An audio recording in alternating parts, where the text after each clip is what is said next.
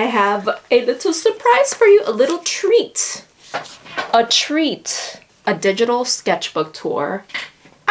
This is day 30. I'm gonna show you 17 illustrations from day 15 to day 31. Also, I kind of animated each one of them, and I don't know what to call it because it's not a formal animation. It feels like a performance art. I don't know, you tell me. Tell me in the comments what type of art you would classify this as, because I don't call it an animation. I like to put respect on animators' names. 31 days of illustrating my childhood foods challenge that I did back in May. Just to celebrate AAPI Heritage Month, I drew foods that I grew up with as a Filipino American, and I hope you enjoyed this. And yes, I turned them into stickers. And if you want updates on these, sign up for the free mailing list down below in the description box. And you know what? This is a huge step up from my previous 14 illustrations, and they're still equally beautiful, but I liked adding in this performance element to it because you could see how I ate it growing up or what ingredients comprised this food. And at the very end, day 31, you are in for a treat because it's visually pleasing, and you'll also get a feel for the celebration that these types of eating experiences take place in. And if you've experienced that type of cultural celebration before, let me know down below. I'll tell you the name of it once you get to day 31. And if you watch all the way through, look out for your freebie because I just felt like giving a little gift. Here we have pan de ube, which is pandesal, which is a Filipino roll stuffed with ube jam.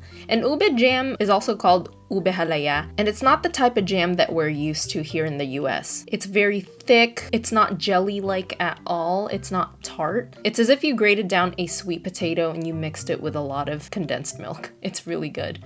This next one is a stuffed grilled squid. This is where I really used the full power of Procreate and this interactive art experience. And I'm gonna shut up now because I want you to hear the sounds that I put into this video. I was really into it.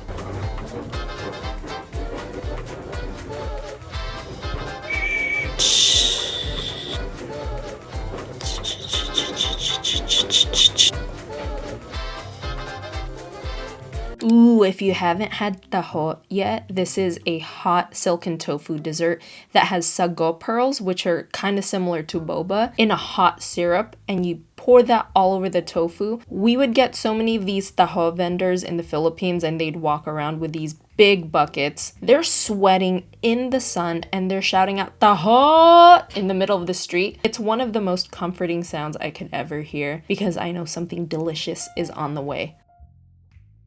Day 20, we have pinakbet. And pinakbet is one of the classic indigenous Filipino dishes that comprise of a lot of the local vegetables. And the proteins that we use are typically shrimp and or pork. And this one you get a huge hit of umami because we use bagoong, which is a fermented shrimp fry. It's filled with so many good nutrients and so much fiber. It's so good for you. It's one of my favorite dishes. For this illustration, I was not about to go through hours upon hours of showing you how to cut up each vegetable. So I just opted for this little magic hat trick, which is the pot, and I just stuffed all the vegetables behind it. Maybe I'll make a tutorial on how I make these so-called animations. We're in day 21, avocado con hielo. Very similar to the mais con hielo. My sister likes to call it avocado cereal, and it's funny because before moving from the Philippines to the US, we always viewed avocado as a dessert, and then when we moved here with the large Latin American population, it's used a lot as savory. So it was kind of a big culture shock when we came over here, and if you look into the history of Filipino food and Mexican food, you'll see why we are cousins. There was a huge trade going on during the Spanish colonization era. Super fascinating. I suggest you look it up. Again, I'm gonna shut up now because I want you to hear these sound effects.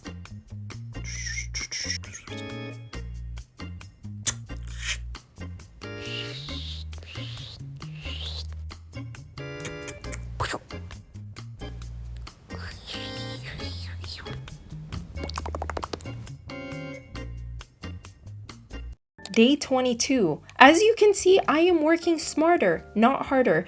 I am saving all the digital art assets that I've already drawn, like the grill, the okra, my little rug with my name on it, the banana leaf, and this one is grilled mackerel. It's so good, it's so simple. I love with a lot of Filipino dishes, the most underrated ones are the healthiest ones because this one's just a simple grilled fish. We love grilling our seafood and we love pairing it with rice and a blanched green like okra, and we dip it in spicy vinegar or just any vinegar that you like mixed with bagoong, which is the fermented fish fry. And this animation I am so proud of because taking that chunk out of the fish was so hard.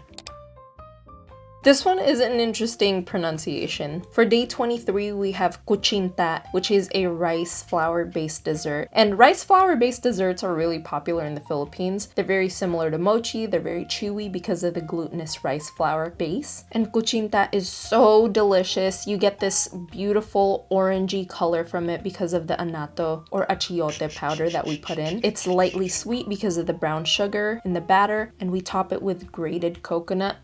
So good. This one was cute. I was really proud of making this little oven. I wanted to give it a vintage feel, and I put my little signature on top. This is also called the señorita bread or Spanish bread. And fun fact, in the Philippines, if you get called señorita by your parents or your grandparents, that's not a good thing. They are sassing you. They are telling you that you are too high maintenance. So you gotta check yourself if you get called a señorita. If you have not tried out my barbecue marinade recipe yet, you're missing out. I learned this recipe from my dad, but I put my own twist to it. It's a little zestier and less sugar, but it's still sweet because there's Sprite in that marinade. And surprise, the grill is back. You think I spent hours of my life drawing this grill if I wasn't gonna use it again? And this part cracks me up. I had my sister do the sound effects for this, and when she listened back to it, she was like, ew, that's gross. But it was effective. It sounded very meaty and wet. I hate that I put those two words in the same sentence. This one is itlog na maalat, which translates to salty egg, and it's a duck egg that's been salted for a long period of time. We love pairing it with a lot of chopped up tomatoes, and we put it on top of rice. And you know what? That entire pile of chopped up eggs and tomatoes took me the entire flight from California to Middle America. But I'm very happy with how it turned out because patience is a virtue. Ooh, if you have not had yan yan, you are missing out. If you've had the Nutella version, you're eating a product that is fraudulent. I'm just kidding. I've never had the Nutella one. I'm sure it's good. But yan yan is just a classic. It's a light, crispy breadstick that's dipped into a sweet chocolate filling, or it could be strawberry or vanilla. I've never done any brand accurate food items before, and I think that's why this one took so long. Again, I've reused so many of these canvases, so you'd see the previous señorita bread description on this. But this one is a pandesal corned beef slider. One of the typical Filipino breakfasts is a spread of this bread or rice, and you saute corned beef with sliced onions and or garlic, and you fry a few eggs on the side. And you make a sandwich. We had such a culture shock with how sweet the breakfast was here, immigrating from the Philippines to the US. But you know, the stereotype with America, we love our sweets. Aw shit, here we go again. The grill is back. The banana leaf is back. The skewer sticks are back, and the vinegar is back. This is isaw, chicken intestines. If your first knee-jerk reaction is to say yuck, try it out first. You just don't know. And it's interesting how a lot of cultures around the world actually eat organ meats, and organ meats are proven to be very good for you. They provide a lot of nutrients, and I think it just comes down to resourcefulness. We just love using every part of the animal, and I think that's a great thing because in America it feels so wasteful sometimes because there's so much excess. And this is so good when it's dipped in spicy vinegar. It's almost like a nutty flavor. It's smoky. Day 30. I had a lot of fun with this one. This one is salmon sinigang. Sinigang is a tamarind-based soup dish, or sometimes you could use guava, but overall it's a sour soup dish. Usually you can eat it with beef or pork, but I love eating salmon steaks with this. Salmon steak is pretty fatty. I love the contrast between how fatty and rich the fish is compared to how sour the base is. It's definitely one of my favorite dishes, and apparently it was voted as the best soup in the world at one point. I don't know who they surveyed, but I believe them. And now, the finale. We have a boodle fight or a kamayan feast. Kamayan's hands in Tagalog, and kamayan just means that you use your hands. And as you can see, this is a whole spread at a fiesta or a celebration with rice, seafood, fruits, vegetables, lumpia, which is a popular Filipino egg roll. And it's such a fun experience because you bring your plate to the table, you just pick everything up with your hands, and there's just something so comforting about eating with your hands. I remember when I was younger, I would look forward to having my mom feed me with her hands. I don't know why, food just tasted better when I would eat from a fork and a spoon. It just wasn't the same. And it's fun because there's less cleanup. When everyone's done, you just throw away all the banana leaves. I love this little animation I made because in the background, I actually put in my little brother singing karaoke at a celebration. So it really ties everything together, and I hope you get to experience this celebration one day.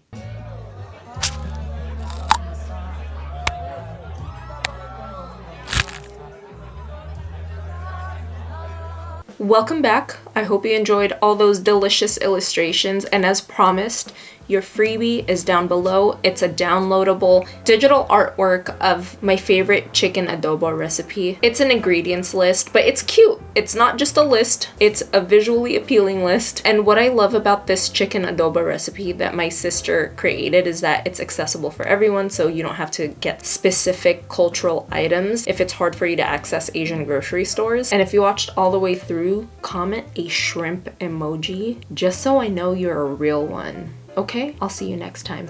Bye!